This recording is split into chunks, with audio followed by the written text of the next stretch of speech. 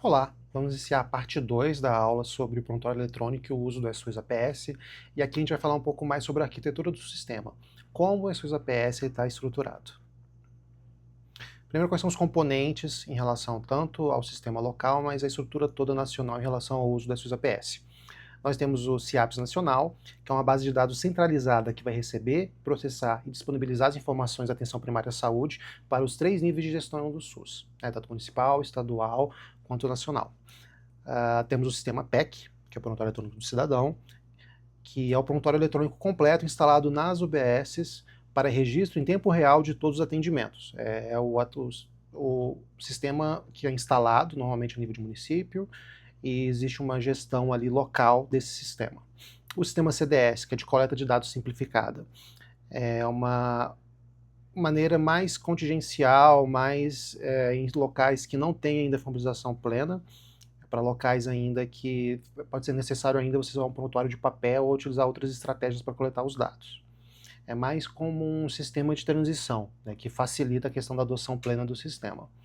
E nós temos também os aplicativos móveis, que são apps integrados para trabalho em campo, né, para tanto trabalho diretamente no território, projetos comunitários, outros profissionais, atividades coletivas, vacinação e atenção domiciliar.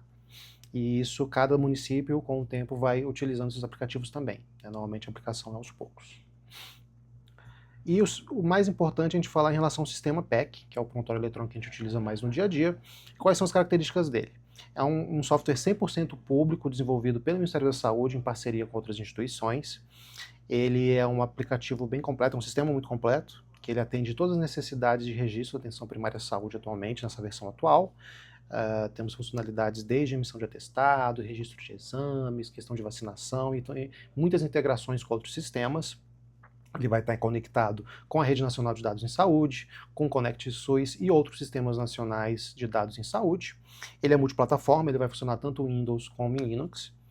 No processo de instalação do sistema local, do servidor local, a interface dele é web, então praticamente qualquer dispositivo com conexão à internet pode, através do navegador, acessar o sistema. Ele tem uma funcionalidade offline também, que permite trabalhar sem internet e sincronizar depois, quando necessário.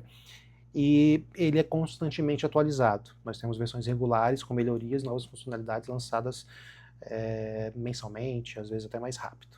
A gente está na versão 5.x, atualmente está na versão 5.4 alguma coisa, quando essa aula está sendo gravada, e o PEC ele tem evoluído constantemente, né, com base no feedback dos profissionais nas necessidades do SUS.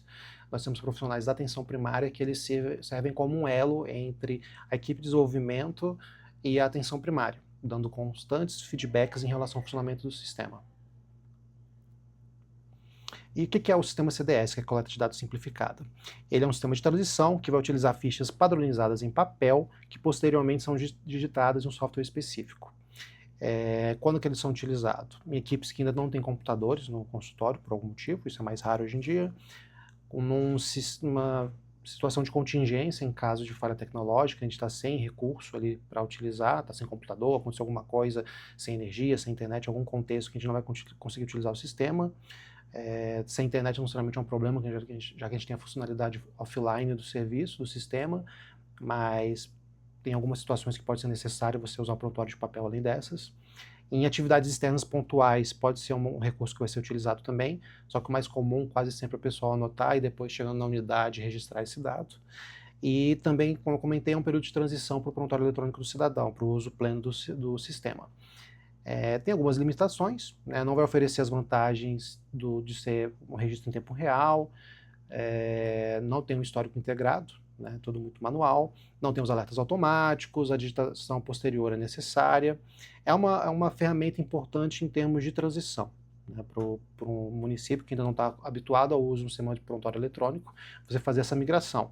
Mas a intenção é que todas as equipes migrem para um PEC de uso pleno, né, com todas as funcionalidades, que permita a informatização integral do serviço. Nós temos alguns aplicativos do SUS APS, né, temos o SUS Território, que ele é utilizado por agentes comunitários de saúde para cadastrar as famílias e registrar as visitas domiciliares diretamente no território.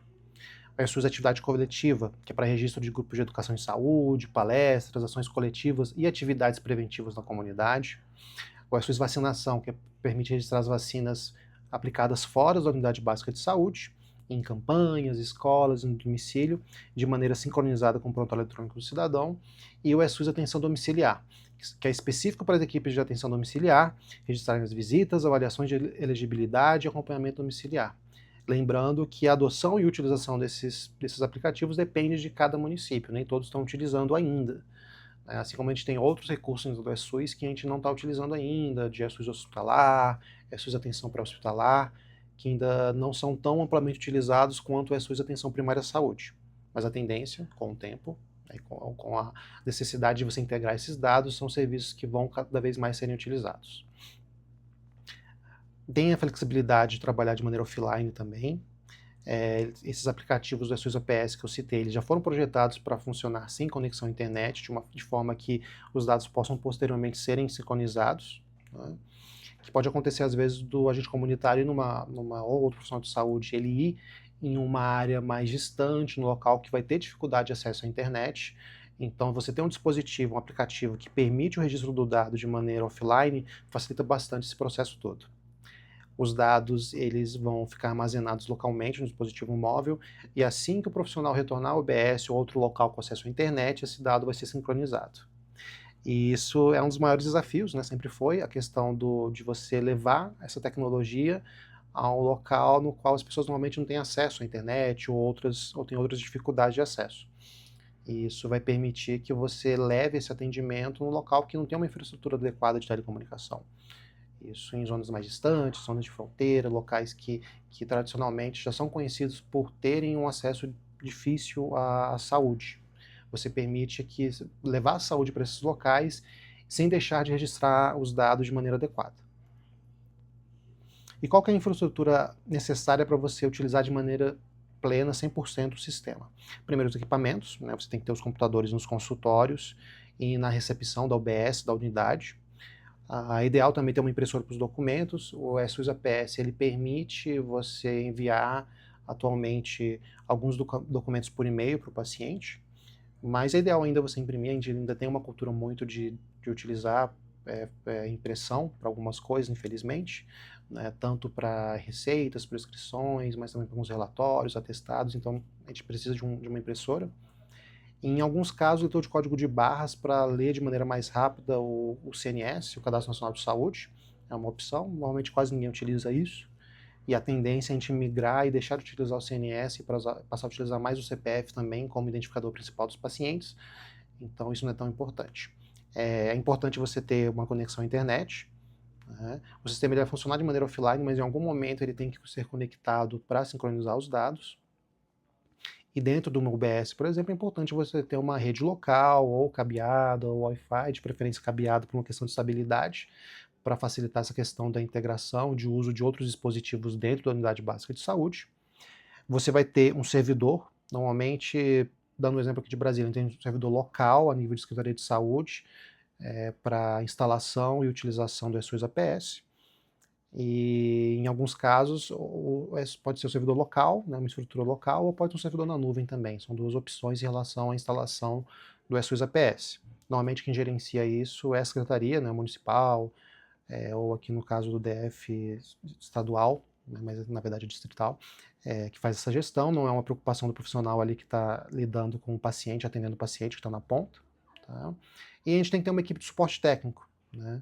Uma equipe que vai ser responsável tanto pela instalação do sistema, como pela manutenção e dar um suporte para profissionais em relação ao acesso, caso o sistema caia, tem a questão da manutenção das atualizações necessárias no serviço, outros dispositivos, outros sistemas que são utilizados de maneira integrada, integração com os aplicativos. Então você precisa ter uma equipe de suporte. Tá? E a gente tem um programa Informatiza PS que tem apoiado muitos municípios nessa fase de transição, tá? Impulsionando essa questão da transformação digital da atenção primária. Como é que é o fluxo de informações nesse contexto de prontuário eletrônico dentro da atenção primária à saúde? Primeiro, a gente tem o registro no OBS do atendimento, né? O profissional ele vai registrar esse atendimento no prontuário eletrônico do cidadão local. Esse dado ele vai para o armazenamento local, né, a nível de município, que fica, né, no servidor da unidade ou do município, dependendo de cada local, ou na nuvem, depende muito do tipo de instalação feita. De maneira periódica, esses dados eles são enviados para a base nacional, que é o CIAPS, e depois existe um processamento nacional, que gera indicadores, gera os relatórios consolidados, e os gestores podem utilizar algumas plataformas para acessar painéis e tomar as decisões. Tá? Então isso é tudo feito desde o processo que o profissional vai coletar aquele dado, ele vai ser registrado num servidor local, tanto no servidor local, infraestrutura na nuvem, isso posteriormente é consolidado num servidor único a nível nacional, a partir do CIAPS, e existe todo o processamento de utilização desses dados em diferentes níveis de atenção. Vamos aqui só um exemplo de como funcionaria, né, esse registro, né, nesse contexto desde o SUS APS, ali, o pessoal iniciando o atendimento, até onde esse dado vai chegar e o que pode ser feito com esse dado. Digamos, um médico, o Dr. João, vai atender a Dona Maria, que é hipertensa, registrou uma PA de 14/9, né, ligeiramente alta, e fez um ajuste da medicação no prontuário eletrônico do cidadão. Esse dado, ele inicialmente é registrado localmente, né, os dados eles são salvos no servidor da UBS ou a nível do município, depende de como foi a instalação. Isso é no caso de um município que tenha somente um OBS, né? Isso é mais raro, mas pode acontecer. Municípios menores, às vezes tem um servidor só daquele município. No caso do DF, a gente tem, por exemplo, um servidor que vai estar recebendo dados de diferentes UBS. A gente tem uma consolidação mensal desses dados, né? O sistema ele vai gerar um lote com todos os atendimentos do mês, encaminhar para a base nacional. Isso é um modelo de consolidação mensal, mas a gente pode ter outros modelos de consolidação semanal, por exemplo. Ocorre a transmissão desses dados, esse dado ele é enviado automaticamente pelo CIAPS via conexões seguras, existe um modelo de conexão desses dados que permite essa transmissão segura, e a partir desse registro desses dados no sistema, o CIAPS ele vai, por exemplo, gerar um indicador em relação à porcentagem de pertences com pressão arterial aferida naquele semestre, por exemplo. E a partir desse dado aqui que foi registrado, esse indicador que foi utilizado, pode ocorrer um financiamento, né, do Previne Brasil no município. Eu vou comentar um pouquinho mais do Previne Brasil nas próximas partes, que o Previne Brasil basicamente ele utiliza alguns indicadores para definir como é que vai ser o repasse financeiro para o município. Uma das coisas que pode ser aferida é a questão da porcentagem de pertences com pressão arterial aferida. E a partir do momento que o gestor local ele vai ter essa devolutiva, um feedback em relação a como estão esses indicadores e o quanto isso tem impactado também o financiamento do município, o gestor ele vai tentar criar um plano de ação, criar algumas intervenções para alterar, ter algumas mudanças no funcionamento da UBS, no atendimento da população, para melhorar esse indicador e acabar melhorando o financiamento do município. Então isso começa desde ali do atendimento do profissional de saúde, isso vai levar até a consequência em relação ao financiamento do município em relação à atenção primária à saúde, e a partir disso, como está tudo ali registrado numa base centralizada, com muitas conexões, integrada, isso permite que você vá fazendo ajustes e melhorando o atendimento à população. Tá? O sistema, o SUS APS, ou o PEC, ele foi criado, instituído muito por conta disso também, para facilitar todo esse processo de repasse financeiro para os municípios. A partir do momento que você tem um sistema que vai integrar os dados de maneira mais rápida e fica mais fácil para todo mundo observar o que está sendo feito no município, fica muito mais simples de você criar algumas rotinas, criar algumas implementações que vão melhorar a saúde da população daquele local. Então a gente tem um sistema, né, que é baseado em dados para a melhoria da gestão. Como eu comentei, a gente tem aproximadamente 77% dos municípios, isso em 2023, que foi o último dado que eu encontrei. 77% dos municípios utilizam, né, o PEC e a SUS APS. Temos 19% ainda dos municípios que utilizam sistemas próprios, mas que são integrados ao CIAPS. Então existem os dados, eles são alimentados na base nacional. E temos alguns locais ainda sem prontuário digital, mas a tendência é isso sendo reduzido cada vez mais quando a gente vai vencendo as barreiras em relação à infraestrutura, principalmente, para facilitar o processo de utilização desse sistema. Quais são os desafios na implementação do SUS APS? A gente tem uma resistência à mudança, né? Temos profissionais que estão habituados ao papel, tem uma questão toda da curva de aprendizado, mas isso tem reduzido, né? Cada vez mais a população, todos os profissionais estão mais habituados a utilizar sistemas digitais, e isso já não é mais tanto uma realidade. E isso é uma necessidade, né, e acaba que a gente consegue resolver isso com treinamento gradual, com suporte contínuo, com uma demonstração dos benefícios práticos em relação ao uso do sistema, que isso vai diminuir muito o retrabalho, vai automatizar muita coisa. Então isso é uma mudança que é uma resistência que é fácil de resolver. Temos o problema da capacitação insuficiente, né, até essas aulas, um dos motivos da gente estar fazendo essas aulas é para facilitar esse processo de capacitação, né, em relação à inovação digital na atenção primária à saúde.